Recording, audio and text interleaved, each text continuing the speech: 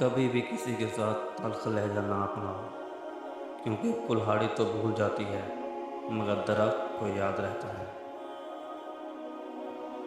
بعض اوقات کسی کام میں تاخیر کرنا حماقت ہے، عقل مند ہر کام اپنے وقت پر کرتا ہے۔ مشورہ مانگنے سے پہلے دیکھیں کہ آپ مشورہ مانگ کس سے رہے ہیں۔ نرمی کے ساتھ گفتگو کرنا اور درگزر کرنا اس صدقہ سے کہیں بہتر ہے جس کے بعد دل آزاری ہو۔ مطالعہ کرنے اور سیکھنے کا اصول یہ ہے کہ جو ضروری ہو وہ حاصل کر لو اور جو ضروری نہ ہو اسے بھول جاؤ۔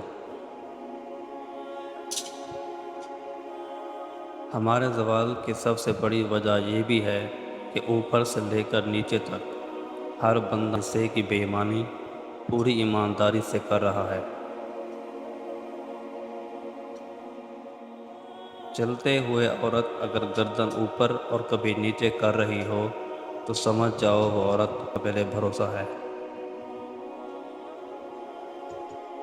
عورت کو سمجھنے کا آسان طریقہ یہ ہے کہ اسے اس وقت غور سے دیکھو جب وہ بول رہی ہو، کیونکہ عورت کا لہجہ ہی عورت کو سمجھنے کا طریقہ ہے۔